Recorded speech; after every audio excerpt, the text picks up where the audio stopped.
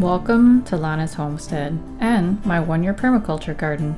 I've taken it from grass to sheet mulch to thriving food forest. Hi, I'm Lana and welcome to my channel. If you're new to my channel, I do gardening, DIY, and recipe videos. Welcome. Today is a very snowy and cold February. It's been a very cold month and lots of snow, and I'm having dreams of spring, as I'm sure you all are too. We have about 2 feet of snow out there. We're about to get another foot. So under there is my garden somewhere. I've been spending a lot of time prepping and planning my garden for this year. It's getting to the point where I'm ready to start some seeds inside. And I was looking at doing a little differently than I have in the past. Last year I actually did it in front of this window. I had like another table and I had a lot of plants growing there. It worked pretty well, except that most of my plants would become leggy, or basically just like a very long and tall stem that was kind of weak. And I was able to transplant a lot of those plants that did you know, grow well for me and produce. But I think that they will do better and I will have better transplants, like more success with the transplants, because a lot of them did die. And there's a few factors in that regard of why some of them made it, but I feel that starting with a grow light system versus the window is really going to help me this time around. So I was looking at some of these grow light systems that are all together. So it'll be like a tall shelf, 4 or 5 shelves with the lights already together and installed, and those were very expensive. I mean, $400 or $500 for those kits. So I decided to do a DIY kit. So I bought a shelf with 4 shelves in it, and I just bought some basic budget LED light systems. So I'll take you downstairs and show you how it's all set up. So this is the space that I'm going to start my indoor plants. So this is kind of a utility room of sorts. It's kind of the first room when you walk into the basement. There isn't much in here. I feed the cats down here. We have a turtle, and this was kind of an empty space.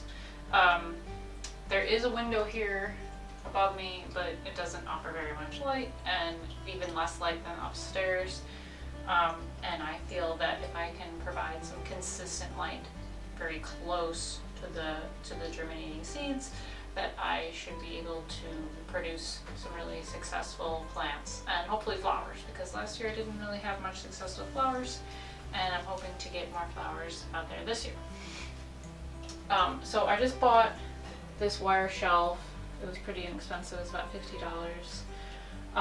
And then I have my LED lights that I'm going to hang and put my plants here. I also just painted the color in here. I don't know how well it's coming through on the camera, but you guys can tell me what you think about it. I like it. So this is one of the lights that I purchased. You can see it here.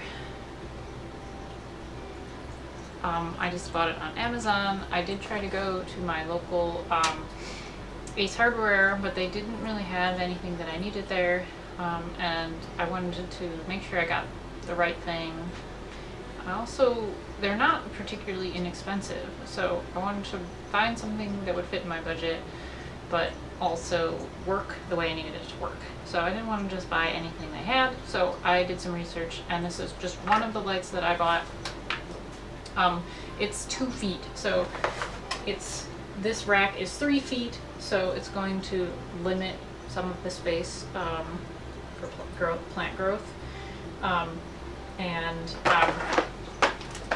I bought another 2 lights, or actually about another 4 lights to go in these upper shelves, and those are each 2 feet, but I bought 4 of those, so I'm going to kind of have ones here and there, kind of staggered. Right now I'm not starting all of my plants. I don't need to start, it's too early to start the plants. My one friend said tax day was a good day to start.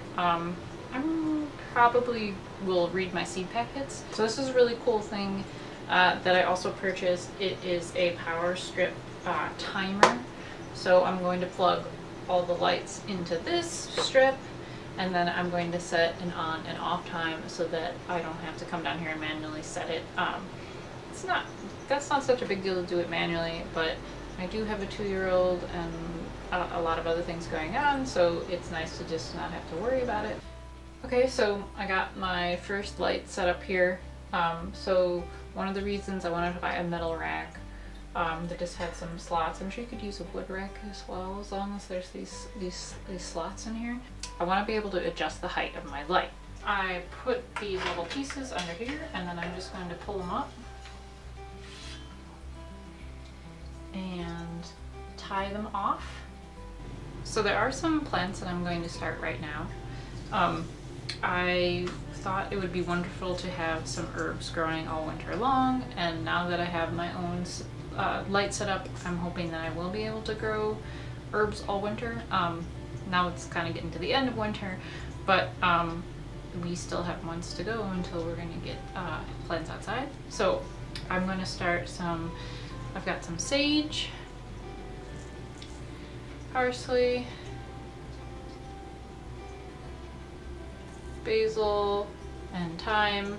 And then for my cats, I've got some cat grass and some catnip that I'm just going to start in some little pots here.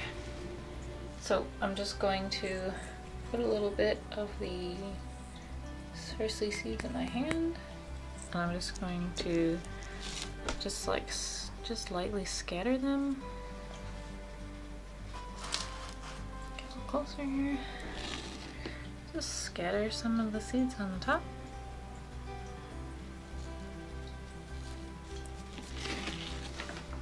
And then what I do is just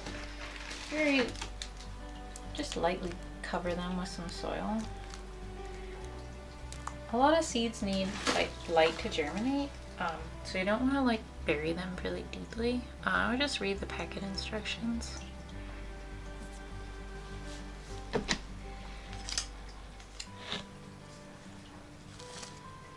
Okay, so I want to make sure that my plants are about 2 to 3 inches away from the light. So I can see that I need to lower the light a little bit to make sure that they're getting the most light that they can get.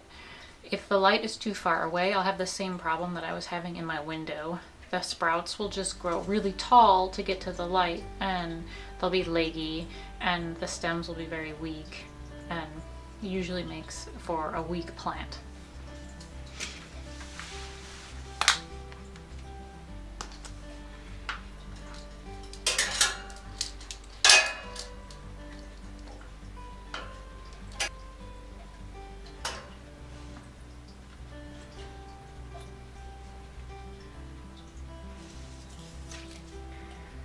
So now you want to just keep the seeds moist. You don't want them to completely dry out, but you also don't want them to get so wet and swamped that they start molding. So now I have my lights plugged into my timer, and I'm going to set it for coming on at 7 a.m. every day and have it on for 15 or 16 hours a day. You don't want to leave them on 24/7. Just like people, plants need to sleep too, and they need a dark time too. Hi, so it's been a few weeks since I recorded last. The snow has melted and spring is on its way, so that's very exciting and making everyone a little bit cheerier, myself included. So it's March 10th, so I'm going to start some Iliums and some Brassias from seed today. So I set up some new lights. These are a different brand than the other brand. I just wanted to try a few different kinds and see which one does the best. So this is this brand. I bought these little chains here so that you can add or remove links, so you can lower or height. They are all linked together, And then I'll go down into my timer power protector, which is been awesome. Okay, so these are the plants, the herbs that I started a few weeks ago. They're doing really well. But one issue I did notice in the basement is that nothing was germinating down here in the basement. It's not warm enough for the seeds. So most seeds need like a warm up. Like in spring, the sun comes out, the soil gets warmed, and then they have a motivation to start to germinate and start to grow. So down here, it's too chilly. You know, it's usually at 50 degrees or something in the basements year round.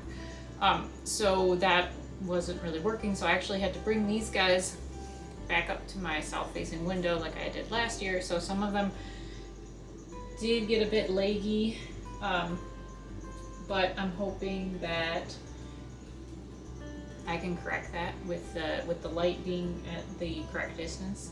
So what I ended up doing was getting a seedling heat mat. This is the brand that I got.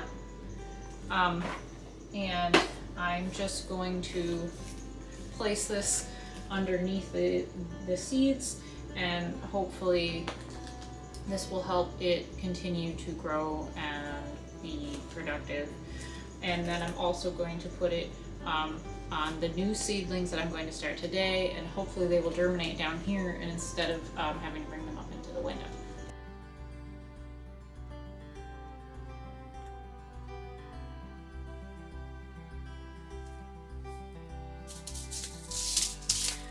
So these need to be 4 to 6 inches apart and 1/4 inch deep. I'm not going to worry too much about the spacing right now. I just want to get them going and germinated, but I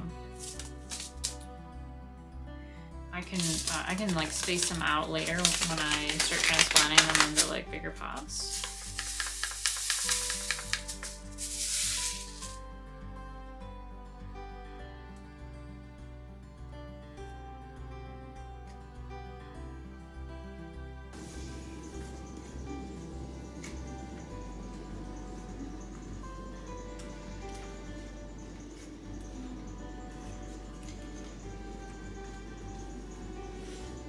So that's it for vegetables until about April 1st. Start the stuff that can't go out until the average last frost date, which in my region is around May 15th. So around April 1st, I'll start some tomatoes, cucumbers, some like different kind of squashes inside around that time. I do want to start some flowers. I had not very much success with flowers. I haven't really had much success with flowers at all, but a lot of success with vegetables.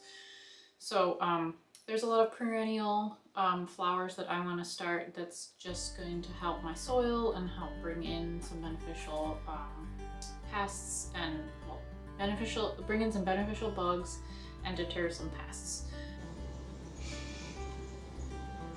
Happy planting!